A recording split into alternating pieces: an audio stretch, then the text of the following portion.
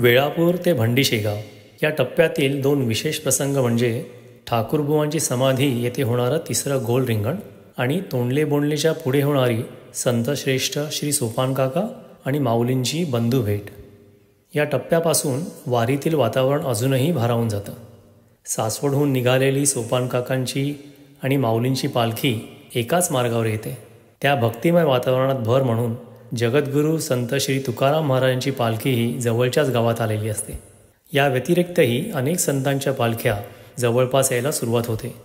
असा हा संतांच्या पालख्यांचा आणि वारकऱ्यांचा मेळावा पांडुरंगाच्या भेटीसाठी आतुरतेने पंढरीकडे मार्गक्रमण करत असतो.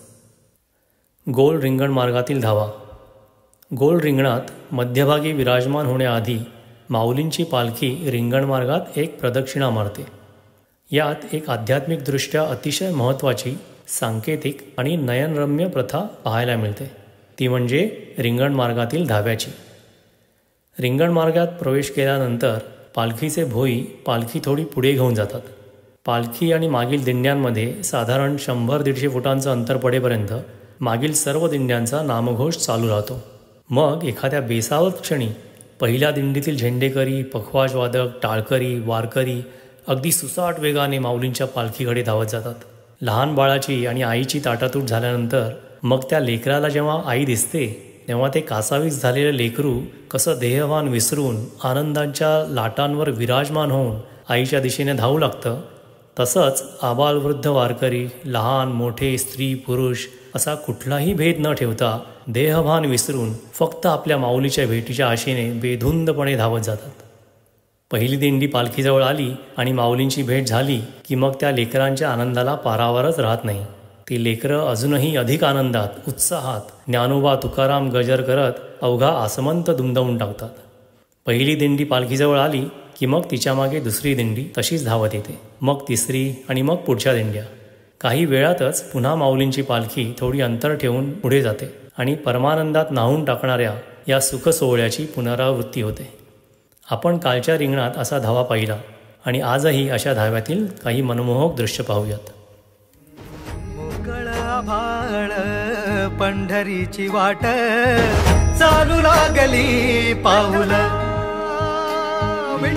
नाम गोड ओठी माऊली माऊली अंतरी भेटीची चाहुल, निघाली पाऊले दर्शनी ध्यास लागला पंढरी, हो या उरात गाठली माऊली माऊली माऊली माऊली माऊली माऊली माऊली.